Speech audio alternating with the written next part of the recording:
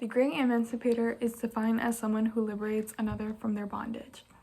In history, Abraham Lincoln was known and depicted as the great emancipator. This was because of the role he played in the abolishment of slavery in the southern states, the advocacy to stop the spread of slavery, and his involvement in the Emancipation Proclamation outlawing slavery in the United States once and for all. Lincoln was devoted tirelessly to help save the Union. So he weakened the Southern resistance and allowed slaves to fight in the Union Army. Many may disagree on this matter, however, the evidence indicates otherwise. Through the manifestation of his actions, his ways of speaking and mannerisms, and his devotion for equality, Lincoln was able to liberate African Americans from their bondage of slavery, a president for the people and a man dedicated to his cause. The affirmation has the definition for what the great emancipator is, which is agreed on by both sides. We would like to expand on it and say that releasement of bondage is not only physical but also emotional. We define emotional as being treated with the same regard to feelings as another. What the negation plans to argue is how Lincoln was truly not the great emancipator. Throughout history, a picture of Lincoln is portrayed as the person who was always against slavery, that he 100% stood with them and against their oppression. It is true that he did fight for the abolishment of slavery, but he did not fight for their equal emotional treatment. Lincoln did not, one, view African Americans as equal to white race, and two, he did not want to put in the work to change the status quo. The affirmation wants to make you believe that Abraham Lincoln was the man for all the people, but he was not. He was not interested in making their life for African Americans. He was interested in making life even more convenient than it already was for the white race.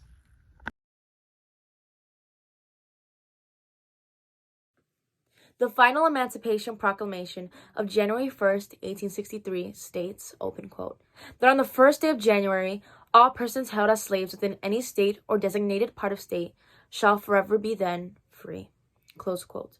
These words were spoken by Abraham Lincoln, the man who pushed forward for the abolishment of slavery and succeeded. In 1864, in a letter to Albert G. Hodges, Lincoln stated, open quote, I'm anti-slavery. If slavery is not wrong, nothing is wrong, close quote. We can all agree that Lincoln earned his title of being called the Great Emancipator, since he was able to indicate the wrongdoings of this country and how nothing can be considered more wrong if slavery is still ongoing. He argued to bring respect on the pronouns of people of color and stated that every man should be considered a man, nothing less. Lincoln was a man with a vision, and as a result of that vision came the liberation of slaves. During the Civil War, Lincoln worked diligently to expand rights for African Americans. Many of those who lived through the war admired what he was doing for their rights. He was viewed as a hero to African Americans. Many African Americans showed up to the White House to express their gratitude and respect for Lincoln unannounced, yet he greeted them with open arms.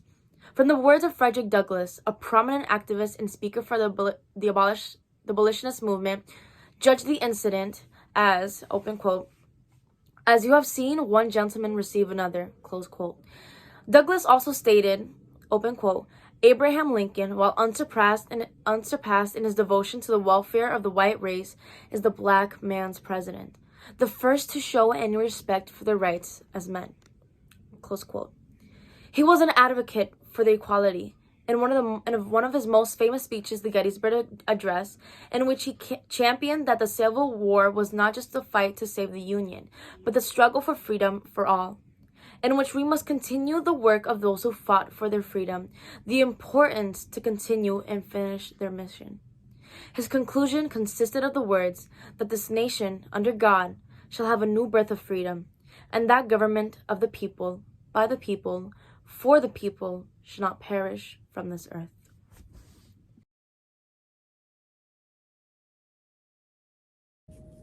One, African Americans were not equal in the eyes of Abraham Lincoln. After his passing, many fragments of possible speeches were found in his belongings that he chose not to use during the Lincoln-Douglas debates. Reading these, what could have been statements are very elucidating. The so-called Great Emancipator believed that the races should be kept separate because they looked different, that because of their different physicality, they should be separated from the rest of the population.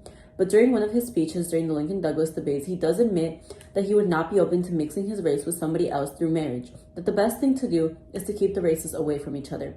An emancipator who wants the same liberties for everyone wouldn't support the separation and belittling of people just because of a difference of skin color.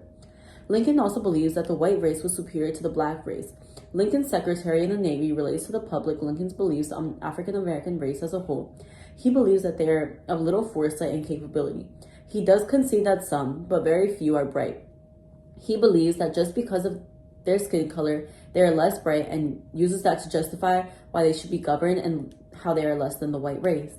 Lincoln was more concerned about the welfare of white people than black people, which Frederick Douglass acknowledges in 1876.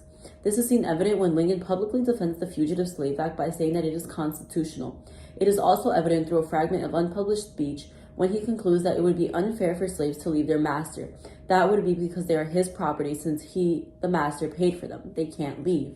2. Lincoln did not want to change the status quo. Lincoln did acknowledge that slaves were treated differently because of the color of their skin. The way he thought of fixing this was by sending slaves back to Africa. He believed that this was the morally just way of fixing the problem of unequal treatment. Since everyone in Africa looked the same as them, they would be treated the same. He wanted to portray himself as in the best interest of the slaves. He tried to justify slavery by saying it preserved African Americans' quality of life. If slaves became free, it would inconvenience them and set them up for a life of misery. It was not even a priority on Lincoln's agenda to try and fix the unequal treatment. He instead appoints James Mitchell to aid in the matter of executing several acts of Congress relating to emancipation. This demonstrates how it wasn't much of a priority to him to change the system, which in turn does not make him a great emancipator. Lincoln knew from the start that slavery was unjust. He just didn't know what to do once he ended slavery. So yes, it did take Lincoln a while to take further actions on slavery. He first had to figure out what steps had to be taken. Although Lincoln would contradict many of his earlier views, he asserted that he wanted to unite both races in further years. When the Civil War rolled around, he was stunned by all the African Americans who waited for him in the southern states and were willing to fight alongside him in the war. Therefore, he signed the Emancipation Proclamation. He realized how much these men benefited him and the country. Lincoln also began to realize that the separation between the two races has a significant disadvantage for everyone. Of course, Lincoln wasn't going to set the class rankings of slaves and whites at the same level, but he knew that their conditions of life were dehumanizing and was going to bring change to them. In fact, Lincoln received many letters from freed slaves who expressed their gratefulness and gratitude and applauded him for all he had done. Abraham Lincoln is discussed as the great emancipator because of what he did to help bring slavery to some sort of an end to an extent. Although he did eventually bring act into the assist of the ending on slavery, may we remind all about how there was a time where he was just using slavery as a way to fix the Union. In the start of all, he was truly determined to fix the big problems of slavery and the unfaithful rights that people of color had under white people. It was practically that he didn't care, which doesn't necessarily give him the right to take great credit for the ending of slavery. In this moment, men of color were of lower ranking status and quality compared to white men. Abraham Lincoln once believed that black people were not going to ever have the equality that America was known for. He wanted to send them back to Africa where they would all look alike and be of the same color, which would mean they would have the chance of having equal treatment.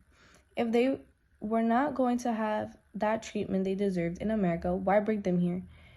As president, you have the ability to make a change and start something new, create something better, to create a nation of equality for all.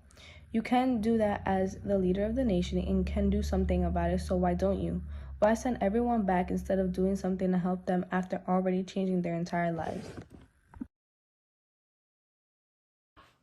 The definition of the great emancipator, one who liberates the other from their bondage. Wasn't Abraham Lincoln the man who helped advocate for the abolishment of slavery? Wasn't Lincoln the man who motivated others to join the cause? Wasn't he the one who signed the Emancipation Proclamation, freeing African Americans from their bondage to slavery? Those against his title may argue that freeing slaves was not of his priority. However, it became one gradually. The country was in a division, and he had to bring it back together. If a country was divided, how could it stand? He had to bring the country together, and he did just that. And while using that authority, he thought of those suffering and in pain. He thought of the African Americans. Every other president has ignored their calls except Abraham Lincoln. He is the great emancipator because with his authority and power, he advocated and took action to help African Americans become liberated. He fought for equality among all races and believed in the unity of all. He played a major role in the abolishment of slavery, signing the Emancipation Proclamation. This document was the setting stone for the liberation of slaves, freeing them from their bondage. And that's what a great emancipator is, who Abraham Lincoln was. The affirmation has tried to convince you that Lincoln was the great emancipator, but the negation has shown to you in many ways and through evidence that he was in fact not. Let's recall the role of an emancipator is to free people from their bondage, that bondage be physical and emotional. That is not who Lincoln was. He did things in the benefit of the white welfare. Freeing the slaves was a mere collateral for him. The emancipation of slaves was not even a priority to him, as it's been proven. Lincoln did not believe in the equal treatment of all. He believed in the division of the race and the inferiority of the black race.